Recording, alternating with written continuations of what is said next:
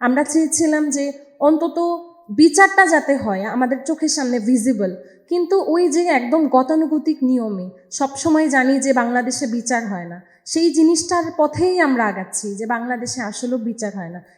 প্রত্যেকটা পরিবার তারা সবাই ম্যাক্সিমাম আমি দেখেছি যে সব ফ্যামিলিতে সন্তান শহীদ হয়েছে, প্রত্যেকটা ফ্যামিলিতেই ডিফারেন্ট স্টোরি।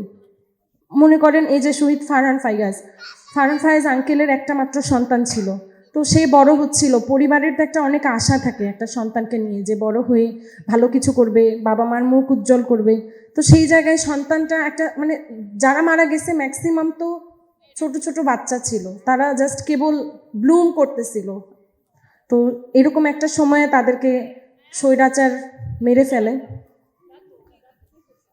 আন্দোলনে মেয়েদের ভূমিকা নিয়ে আজকের প্রোগ্রামটার নাম জাতীয় নারী শক্তি থেকে করা হয়েছে জুলাই নারী সমাবেশ।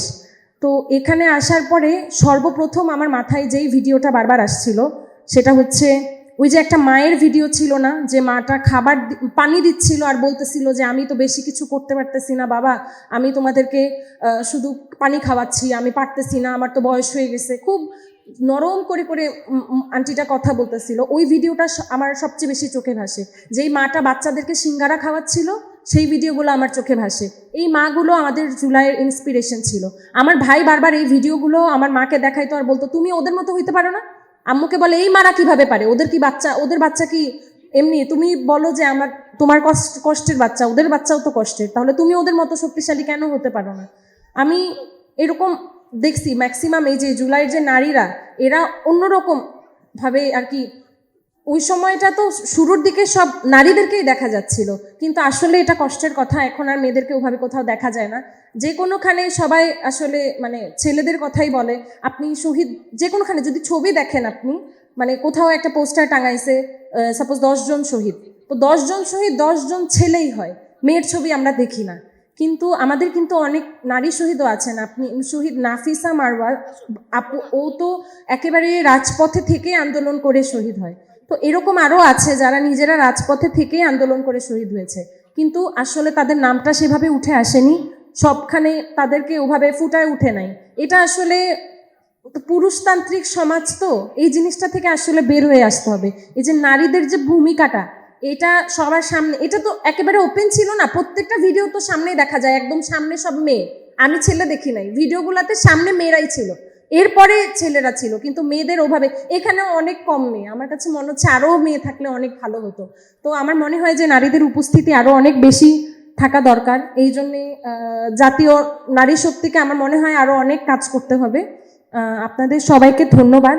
আরেকটা জিনিস আমি বলে শেষ করতে চাই, সেটা হচ্ছে 2 বছরের মতো হয়ে যাচ্ছে, এখন পর্যন্ত কিন্তু আমরা বিচার পাই নাই, একটা ফাঁসিও এখন পর্যন্ত হয় নাই। এতগুলো ওপেন প্রুফ থাকার পরেও, ভিডিও ছবি এত কিছু থাকার পরেও না এখন পর্যন্ত কোনো ফাঁসি হয় নাই। আমাদের জুলাই শহীদ পরিবার কিংবা আহতদের অনেক বেশি দাবি দাওয়া ছিল না।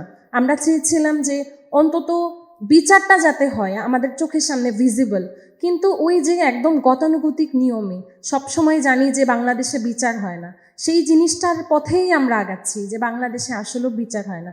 কিন্তু অন্তত আমি বলবো যে এই ব্যাপারটা আপনারা ছেড়ে দিবেন না। ওই যে নারীরা একটা সময় যখন গর্জে উঠে, নারীদেরকে দমায় রাখা যায় না, নারীরা অদম্য, আঙ্কেল বলছিল। তো আসলেও নারীরা যদি চায় এটা হয়। আমি চাই যে আপনারা যে যার জায়গা থেকে আওয়াজ তোলেন বিচারের বিষয়টা। অন্য সব ইস্যু, বাংলাদেশ তো ইস্যু হয়, নতুন একটা করে ইস্যু ক্রিয়েট হয় আর আগের জিনিসগুলো চাপা পড়ে যায়। কিন্তু জুলাইয়ে যেটা হয়েছিল এবং এতগুলো মায়ের কোল খালি করা হলো, এটা না চাপা পড়ে যাওয়ার মতো কোনো বিষয় না।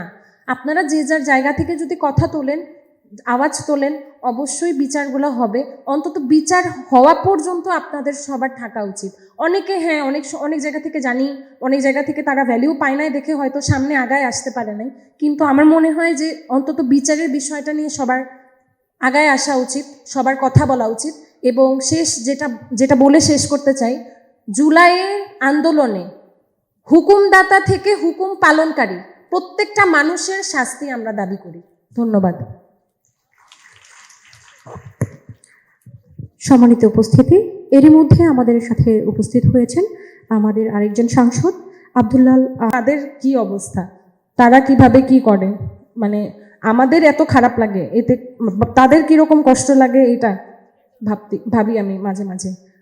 আঙ্কেলের কথা বললো, আমি বললাম আমার ফ্যামিলির কথা। তো এরকম প্রত্যেকটা পরিবারেরই গল্পগুলো আলাদা আলাদা। স্মরণ করতে আসতে পেরেছি, এটার জন্য আয়োজকদেরকে সকলকে ধন্যবাদ জানাচ্ছি।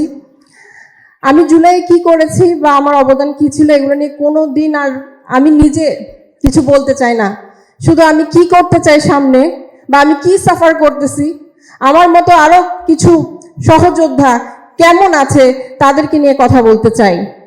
আপনারা জেনে থাকবেন, আমাদের মতো নারীরা যারা মিছিলে প্রথমে ছিলাম, যারা বক্তব্যে প্রথমে ছিলাম, যারা ভাইদেরকে শিল্ড হয়ে প্রোটেক্ট করেছি, আজ তাদের মধ্যে অনেককে স্বৈরাচারের দোসর হিসাবে ট্যাগ দেওয়া হচ্ছে। আমরা আগে অনিয়মের বিরুদ্ধে লিখতে পারতাম, তখন বলতো পোস্ট ডিলিট করো, আর এখন বলে স্বৈরাচার, আওয়ামী লীগের দোসর। কোনো ভালো কাজ করতে পারতেছি না সাহসিকতার সাথে, আইন অঙ্গনে পারতেছি না। আমি নিজে আইন অঙ্গনের মানুষ। আইন অঙ্গনে কোথাও যদি নির্বাচন না হয়, কোথাও যদি কেউ অনিয়ম করে, তাদের অনিয়মগুলো যখন ধরিয়ে দিই তখন বলা হচ্ছে আমরা স্বৈরাচারের দোসর। অথচ জুলাইয়ে তারা কোথায় ছিল? তাদের আগে আমরা বের হয়েছি। একটা দল বলেছিল তারা এই ছাত্র আন্দোলনে সরাসরি জড়িত না। সেদিন আমি ছিলাম। আজকে হয়তোবা আমার কিছু ছবি এখানে দেখানো দরকার ছিল। 16 জুলাই নাহিদ ইসলামের সাথে আমরা ছিলাম। এরপর যখন 18 জুলাই মেট্রো রেল বন্ধ করে দেয়, এরপর কারফিউ হয়, এরপর আমরা অভিভাবক হিসেবে পথে ছিলাম, অভিভাবকের দায়িত্ব নিয়েছি যে আমাদের বাচ্চাদেরকে, আমরা যারা আইনজীবী আছে আমরা গিয়েছিলাম, আমাদের বাচ্চাদের গায়ে হাত দিবেন না, বিনা দোষে গ্রেফতার করবেন না। কই, সেদিন তো আমাদেরকে স্বৈরাচারের দোষর মনে হয় নাই। আজকে যখন চাঁদাবাজি করেন, আজকে যখন টেম্পো স্ট্যান্ড দখল করেন, মানুষের দোকান নেগে চাঁদা খুঁজেন, বলেন মামলায় নাম ঢুকিয়ে দিব, টাকা দাও, মামলার থেকে নাম কেটে দিব, টাকা দাও, এই অনিয়মগুলো যখন ধরি, এখন কেন মনে হচ্ছে যে আমরা স্বৈরাচারের দোসর? এখন কেন আমাদেরকে আওয়ামী লীগের দোসর মনে হচ্ছে? সে সময় রিস্ক নেওয়ার সময় আমরা নিব, আজকে অনিয়ম ধরলে আমরা স্বৈরাচারের দোসর। আমাদের কোনো প্রোটেকশন নাই।